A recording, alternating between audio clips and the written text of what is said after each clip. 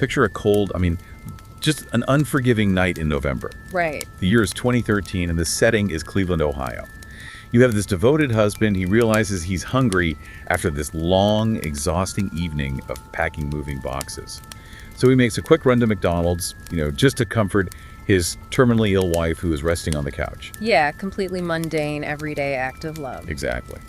But when he returns, fast food bag in hand, and slips his key into the back door of his own home, he walks into a fatal, perfectly timed ambush right in his own driveway. It's a scenario that completely shatters our basic assumptions about safety, honestly, because, when we think about violence, especially in a major city, we tend to frame it as chaotic. Right, like a robbery gone wrong or something. Exactly, a random act of street crime. We just don't expect the violence to be waiting for us in the dark, perfectly synchronized with our most vulnerable everyday routines. Executed with the precision of a military strike. And that's really what we are tearing apart today on this deep dive. The tragic murder of this community hero, a 45-year-old fire lieutenant named Will Walker. Yeah. We're looking at how a man who literally dedicated his life to saving others became the target of this sprawling, multi-layered conspiracy. So you and I are going to navigate through the deep psychological manipulation that laid the groundwork for this crime. And a highly frustrating string of false leads, too. Oh, absolutely. Leads that nearly derailed the investigation entirely. And of course, the shocking audio tape that finally blew the case wide open. But before we get into the forensics of that driveway, I think we have to establish who Will Walker was. Definitely. Because that context makes the betrayal you're about to hear just so much more devastating. Will wasn't just a guy living in a house, He was a pillar. A real fixture in the community. Yeah, he's 45, a lieutenant firefighter, a father with kids from a previous marriage who were mostly grown and out of the house. And he is deeply, stubbornly invested in his city. And that stubbornness is really key here. He had lived in this particular Cleveland neighborhood for decades. And let's be clear, the sources indicate it was a rough area. Right. But to Will, it was home. As a firefighter, he's not the kind of guy who gets intimidated easily. He commanded respect, not through, fear or intimidation, but through actual service. He's the guy running into burning buildings while everyone else is running out. Exactly. Which makes the tragedy just suffocating, really. In his final moments, he was literally just trying to fetch a meal for his dying wife. And when a guy like that is gunned down on his own property, the temperature in the city changes instantly. Oh, I can imagine. The community demands justice, the fire department is in an uproar, and the media is watching every single move the police make. Right. The pressure is immediately turned all the way up. But to understand how Will ended up in the crosshairs on November 3rd, we kind of have to rewind. We have to look at the environment inside the house leading up to that night. Specifically, his marriage to Yuloma Curry Walker. The environment inside that house was basically a pressure cooker of grief and anticipation. On the night of the murder, Will is in the master bedroom, taping up cardboard boxes, labeling them with a Sharpie. Just get ready to go. Yeah, he is actively uprooting his life. He's moving his family out of the city neighborhood he's defended for decades, and they are heading to a quieter house in the suburbs. And the reason for this move is really the engine driving the entire narrative. Will isn't just looking for, better property value or a bigger backyard. He's moving because his new wife, Yuloma, has recently been diagnosed with terminal cancer. Right. According to the medical narrative she provided to Will, her timeline was incredibly short. She realistically didn't have very long left to live. So Will, being the protector that he is, he wanted her final months to be spent in a peaceful environment, far away from the noise, the sirens, and the stress of the city. They had been together for 8 years, right? Which is a pretty significant investment of time. Yeah, absolutely. And both of them had been married before, both had adult children. Well, the only exception was Yuloma's 17-year-old daughter, Jackie, who still lived with them. Oh, yeah. But because of their previous failed marriages, Will and Yuloma had actually hesitated to tie the knot. They were gun-shy. Sure, that makes sense. They took their time. But this terminal cancer diagnosis acted as a massive catalyst. It pushed them to finally make it official, getting married just 4 months prior to the murder. Put yourself in Will's shoes for a second. If someone you love, someone you built a life with for 8 years, sits you down and tells you they have months to live, your entire decision-making process just flips upside down. Total. You stop weighing the pros and cons of marriage or moving. The hesitation just evaporates. You just act.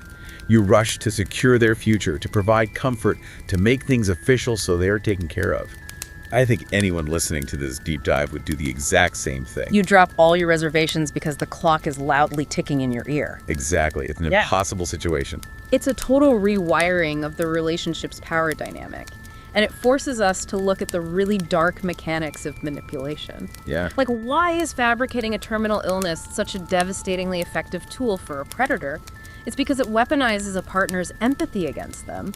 It creates an impenetrable shield around the manipulator. Wow, an impenetrable shield. Think about it. If you are frustrated with your partner or having second thoughts about the relationship, all of that gets buried the moment they say, "I am dying."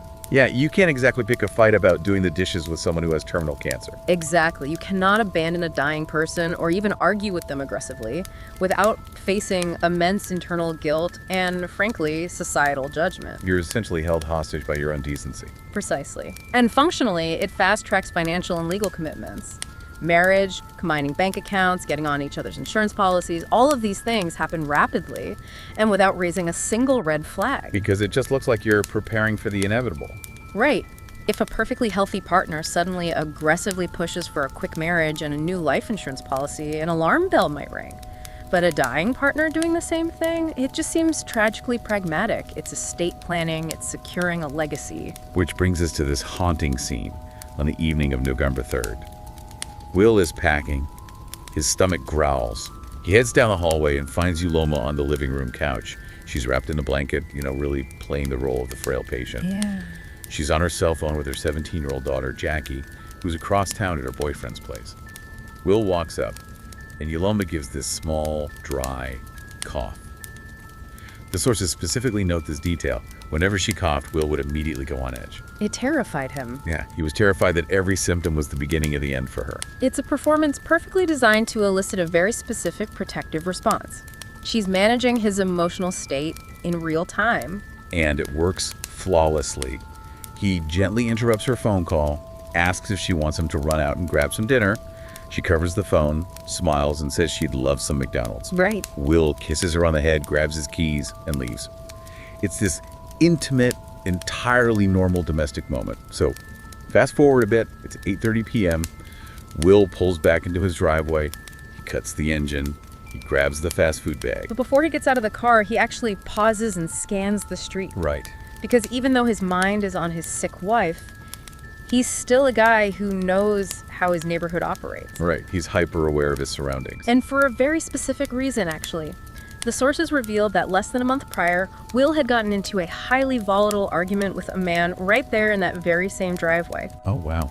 Yeah, and it wasn't just a shouting match.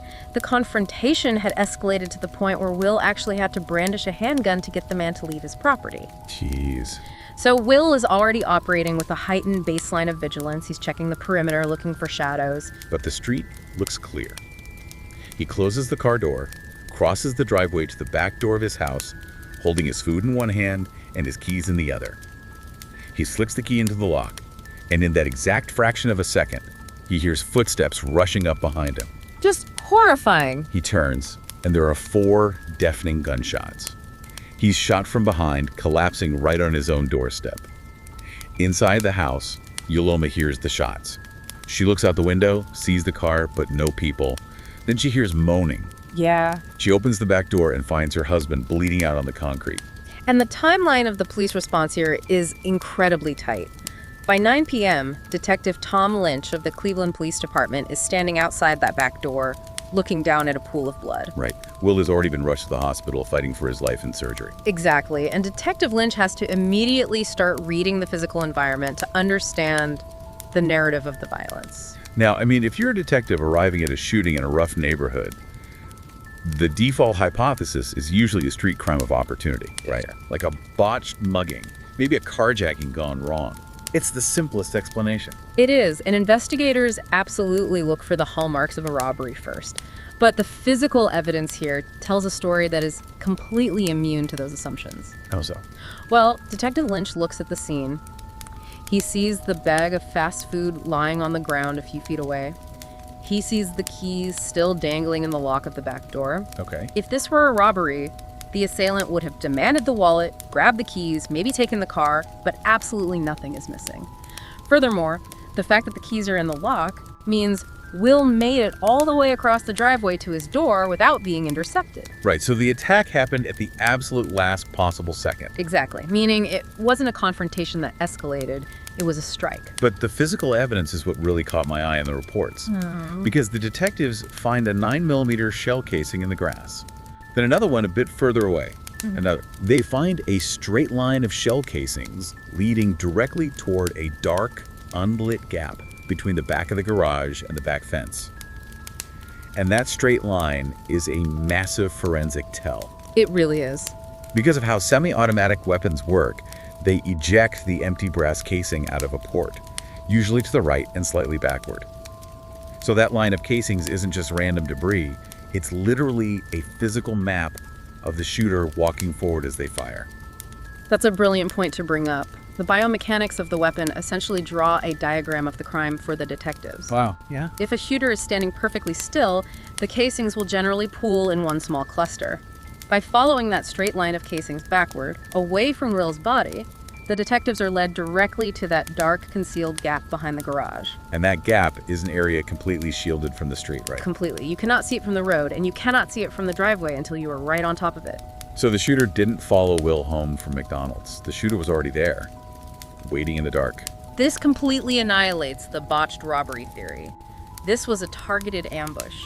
The shooter waited in a blind spot, listened for the car to pull in, waited for Will to exit the vehicle and turn his back to unlock the door, and then moved forward, out of the shadows, firing repeatedly. God, that's chilling. When investigators read a crime scene like this, the lack of stolen items combined with undeniable evidence of a concealed firing position, it just screams premeditation. Someone knew Will was coming home and they were waiting there to execute him. So while Detective Lynch is processing this terrifying reality, that a beloved firefighter was actively hunted on his own property, he heads to the hospital to check on the victim. It's about 11:30 p.m. Yeah. Will is still in surgery. Yeah. Lynch finds Yuloma in a private waiting room. She is wearing a big heavy coat, a scarf, shivering, rubbing her hands together. She is playing the role of the frail, grieving, sick wife to absolute perfection. Which is just so twisted when you know the truth. It really is. Lynch gently interviews her, and her story perfectly matches the physical evidence he just saw. She was home, Will went for food, she heard 4 bangs, found him bleeding. And then, doctors walk into the waiting room and deliver the devastating news. Will Walker didn't make it.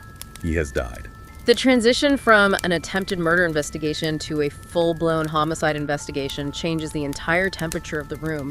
The stakes are now life and death. Definitely. The following morning, Detective Lynch is at Will's firehouse, and the pressure is palpable. Will's co-workers are devastated. They are telling Lynch that Will was a hero, that he had no enemies, that the department and the community demand swift justice. But when Lynch goes back to interview Yuloma the next day, she gives him a slightly different story. She admits that while Will was beloved by almost everyone, he did actually have a couple of enemies. Right. And this kicks off a highly frustrating phase of the investigation. Yuloma hands Detective Lynch 3 names over the course of the next few weeks, and every single one of them looks guilty as sin on paper. It is a masterclass in misdirection. Oh, totally. Let's look at the first target she offers up, her own ex-husband, a man named McLennan Hines. When a community demands answers, the police naturally look at the people closest to the victim's orbit. And Yuloma was more than happy to give them a prime candidate. Yeah, she serves him right up on a silver platter. She describes McLennan to the police as an ex-convict with an explosive temper. She claims he was intensely possessive of her, even long after their divorce, and that his jealousy had severely escalated when she married Will just 4 months prior. Okay, so that's a motive right there. Exactly. And to top it off, she tells Lynch she hasn't heard from McLennan in days. He's effectively off the grid. If you're a detective, your ears are ringing. You have an ex-con with an explosive temper, extreme jealousy over the new marriage, and he's suddenly unreachable right when the new husband gets murdered. It's the perfect suspect. Right. That gives you motive, means, and a highly suspicious timeline. But there's a massive twist when they finally track him down. A completely ironclad alibi. When detectives locate McLennan Hines, they discover the reason he's been off the grid and hasn't contacted Yuloma in days is because he was literally sitting in a jail cell on the night of the murder. Wow. He was incarcerated for an unrelated issue. He physically could not have pulled the trigger. The timeline is impossible. Okay, so you cross suspect number 1 off the list. But Yuloma immediately offers a second option. a local neighborhood guy named Eugene Cray. Remember how we mentioned earlier that Will was scanning the street because he had a heated argument with a guy in his driveway a month ago? Yes, that was Eugene. Right. That guy was Eugene. Based on the background provided, Eugene was friends with Will and Yuloma's next-door neighbor. His habit was to park his car in front of their house, often blocking Will's driveway, while blasting heavy music and smoking marijuana. Yeah, you can see how that would get annoying fast. Definitely. This had been an ongoing, simmering friction point between them. And a few weeks before the murder, Will finally snapped. He stormed out of his house, brandishing his handgun, shouting at Eugene to turn down the music, move the car, and leave. And Eugene sped off. Right. We need to contextualize what pulling a gun means in this environment, though. In a rough neighborhood, pulling a weapon on someone over a parking dispute isn't just an argument. It is a massive escalation and a deeply personal public humiliation for Eugene. Absolutely. It provides a very clear, very visceral motive for retaliation. So Detective Lynch is thinking, this is our guy. A bruised ego, a prior violent altercation, and it happened in the exact spot where the murder took place. It makes perfect sense. But they can't find Eugene. He evades the police for an entire month. They are knocking on doors, leaving messages with his family, putting up flyers all over the neighborhood. Finally, the flyers flush him out. Eugene marches into the precinct, totally indignant, demanding to know why his face is plastered all over town. And when Lynch gets him into the interrogation room, Eugene's alibi is incredibly weak. He claims he was at home, in bed, listening to music with his headphones on, which is his explanation for why he didn't hear the gunshots that happened just down the street. Convenient. Yeah, it's a completely uncorroborated, self-serving alibi. Lynch looks at Eugene's demeanor, knows he has prior arrests, and strongly suspects that Eugene didn't just let the driveway humiliation slide. He thinks Eugene came back for revenge. But Lynch is a good detective. He knows he needs physical evidence to make an arrest stick. He needs Eugene's DNA to compare against the trace DNA that forensics managed to pull off those 9mm shell casings left in the grass. Right, the physical link. So Lynch tries to play it cool. He asks for a voluntary DNA swab, fully expecting Eugene to immediately lawyer up, refuse the swab, and force the police to get a warrant. But Eugene doesn't blink. He just shrugs and says, okay. Which is wild. Yeah, he lets them swab his cheek. And why would a guy do that if he's guilty? Usually they wouldn't. And sure enough, the lab results come back, and it is not a match. The DNA on the shell casings does not belong to Eugene Cray. Suspect number 2 is officially cleared.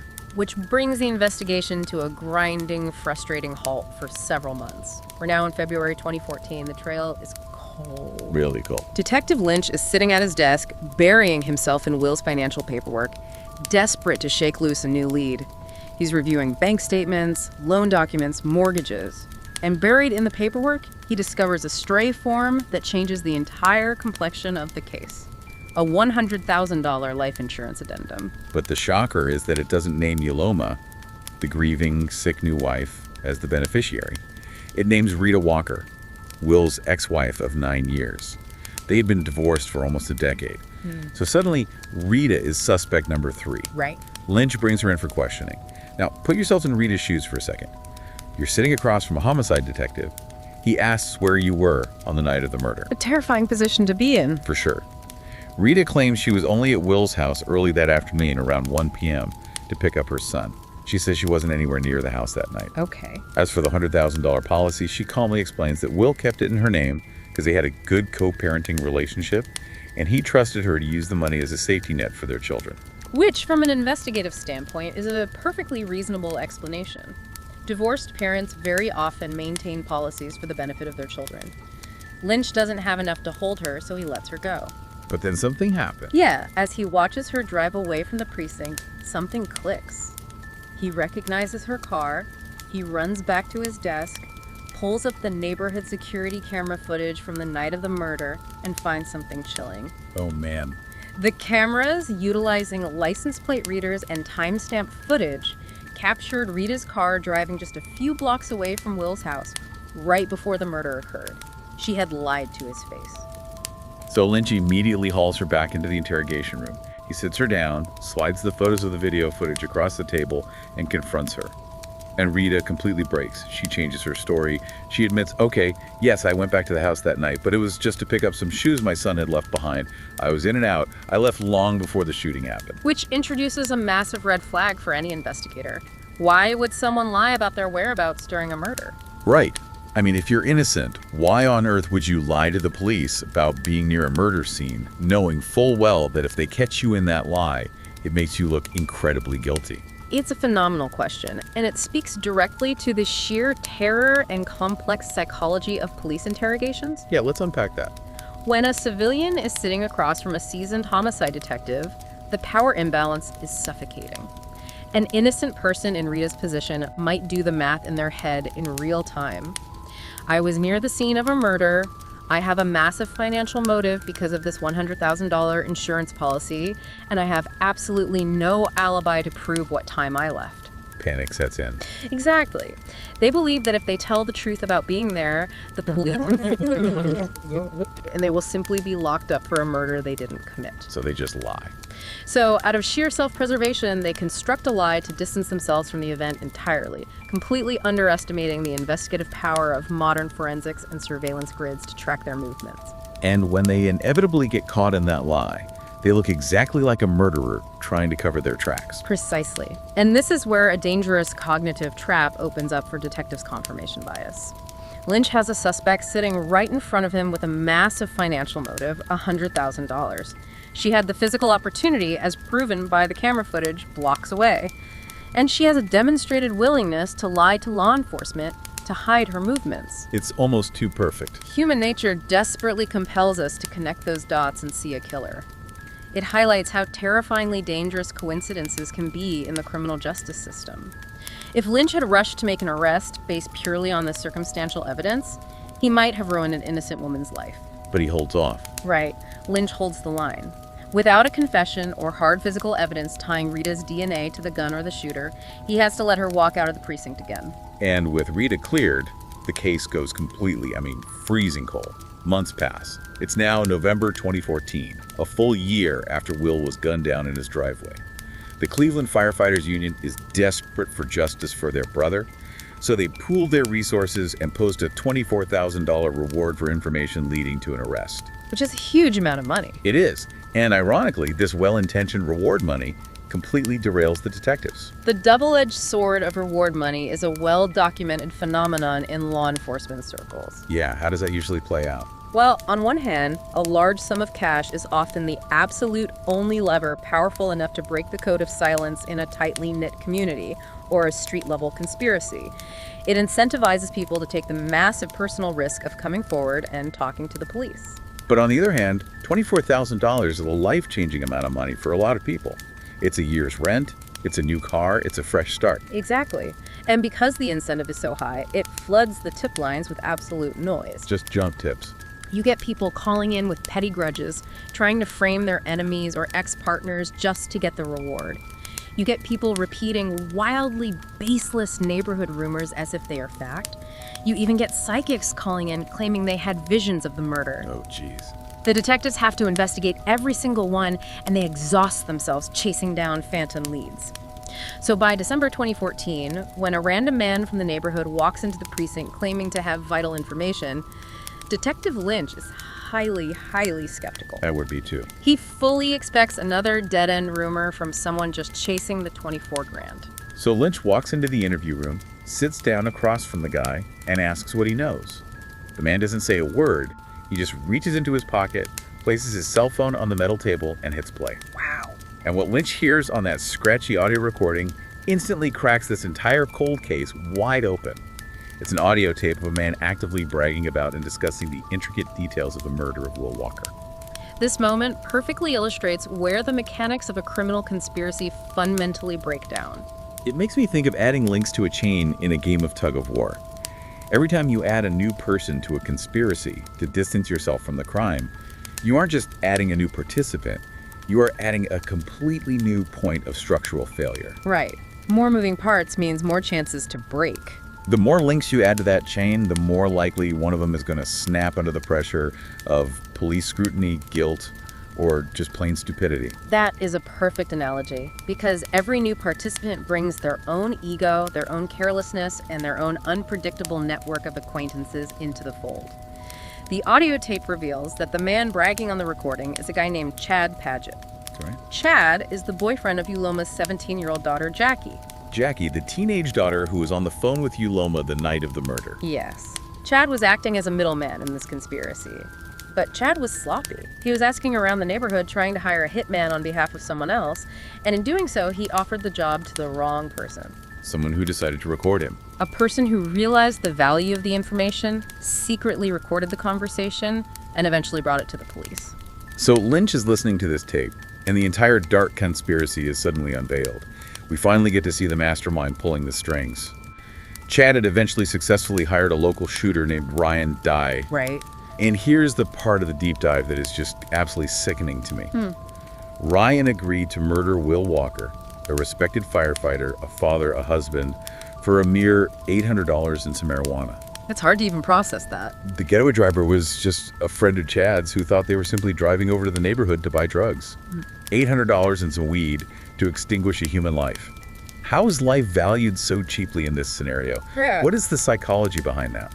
It is a staggering reflection of the socioeconomics of street-level contract killings. We tend to think of hitmen as highly paid professionals, like in the movies, but in reality, at the street level, it is often driven by profound desperation and a complete devaluation of human life. For a young, marginalized individual like the shooter, Ryan, the immediate gratification of a few $100s completely overrides any abstract concept of human value or long-term consequence. Right, it's just completely transactional. The victim isn't a person with a family and a history to them. He is simply an objective to be cleared for a quick payout. It is deeply chilling, but unfortunately incredibly common in these types of localized conspiracies. But the hitmen are just the tools. Let's trace the fatal phone tree back to the architect. We need to go back to that opening scene we talked about. Will is packing boxes. He hears Yuloma cough. He offers to go to McDonald's. Yeah. Yuloma smiles, says yes, and goes back to her phone call with her 17-year-old daughter, Jackie.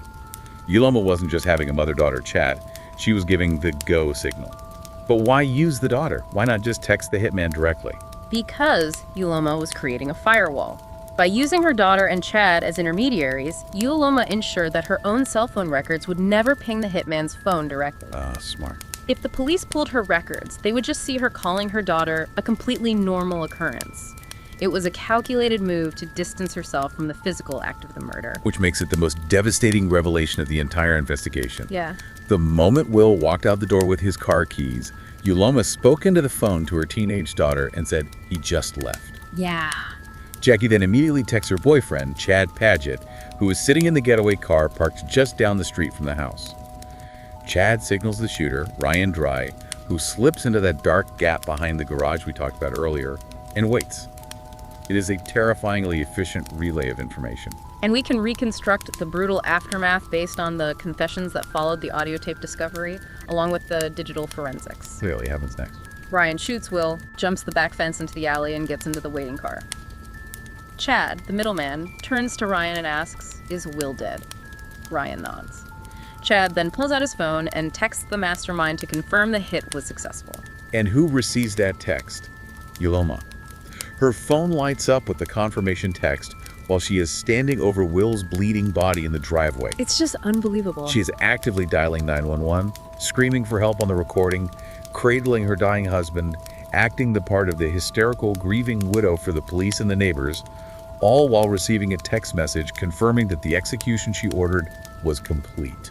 To understand the sociopathy required to execute a performance like this, we have to look at the concept of psychological compartmentalization. Yeah, how does the brain even do that? Compartmentalization isn't just ignoring reality, it's an active, exhausting mental partition.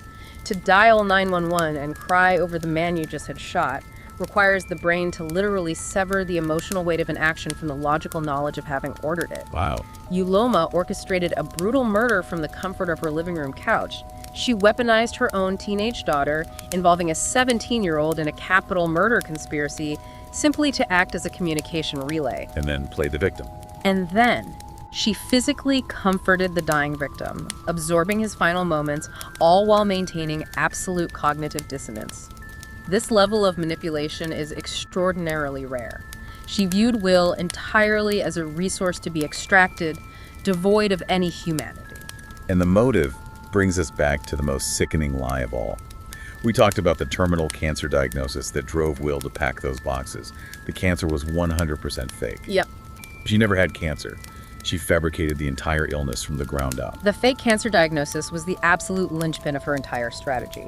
It was meticulously designed to bypass Will's emotional defenses and force him into a marriage he had been hesitant about for 8 years. Right. Why go through all that trouble? Because marriage granted her immediate, unquestioned access to his excellent firefighter health insurance, which she could then use for whatever real or imagined ailment she wanted to claim going forward. But more importantly, And far more importantly, it positioned her as the presumed primary beneficiary of his estate and life insurance upon his death. but here is the ultimate cosmic irony in all of this dark, calculated planning. Yuloma's entire murderous plot, all the psychological manipulation involving her own daughter, staging the ambush in the dark, it was all for absolutely nothing financially. Because of a simple paperwork oversight. Exactly. Yuloma assumed that by rushing Will to the altar and marrying him, she automatically became the beneficiary of everything, including his $100,000 life insurance policy. But she didn't realize that Will had never actually gotten around to updating the addendum. Oh, man. The money was still legally bound to his ex-wife, Rita Walker. Yuloma engineered a murder for a payout that legally belonged to the woman she had replaced. It is a profound, tragic irony that completely thwarted her ultimate goal. Seriously. In the end, she was left with nothing but a trail of digital evidence and a sloppy middleman who couldn't keep his mouth shut. In September 2015, the hammer finally fell. Yuloma Curry Walker was arrested. Her masterful, years-long performance as the frail, cancer-stricken widow completely crumbled under the weight of the evidence. It all just fell apart. She was ultimately sentenced to life in prison for her role as the mastermind of the murder plot. Chad, Jackie, Ryan, and the driver all received sentences ranging from 2 years to life in prison. And Rita. And Rita Walker, who had been dragged into a police interrogation room, terrified, and accused of murder, received the $100,000 payout exactly as Will had intended, to be used as a safety net for their children. It is a profound resolution to a case that started in the absolute darkest depths of human deception. The physical evidence, the line of shell casings, the security camera footage catching a lie, the audio recordings, the cell phone pings, ultimately stripped away the layers of lies, revealing the truth beneath the performance. It is an incredible journey. We started this deep dive looking at a seemingly random driveway shooting in a rough neighborhood, a tragic case of wrong place, wrong time. Right. We walked through the maze of highly plausible red herrings, from the explosive ex-husband sitting in a jail cell, to the angry neighbor with the loud music giving up his DNA, to the ex-wife caught in a panic-induced lie about her whereabouts. All of them looking so guilty. And finally, we arrived at a fabricated terminal illness and a complex family conspiracy, orchestrated by the person sleeping next to the victim. It just goes to show you that sometimes the most dangerous threats don't come from the dark streets outside. They live inside the house with you. It absolutely forces a reevaluation of our basic social contracts and how we define trust. Which leaves us with a deeply unsettling final thought to mull over. Society conditions us, and rightly so, to offer unconditional support, empathy, and a complete suspension of disbelief to those who are suffering from severe illnesses. Yeah, you don't question it. Exactly. If someone you love says they have cancer, you don't ask for a doctor's note. You ask how you can help. You pack the boxes, you go to McDonald's. Right. But how do we maintain a healthy sense of reality and protect ourselves when the very social contracts of empathy and care are weaponized by the people closest to us? Is it even possible to verify the deepest truths of the people we love without destroying the foundation of trust that the entire relationship is built upon? It is the ultimate paradox of intimacy, honestly. To truly love someone is to make yourself entirely vulnerable to their deception, but to demand proof of their suffering is to abandon love entirely. A heavy thought to carry with you. Thank you for joining us on this deep dive. Until next time.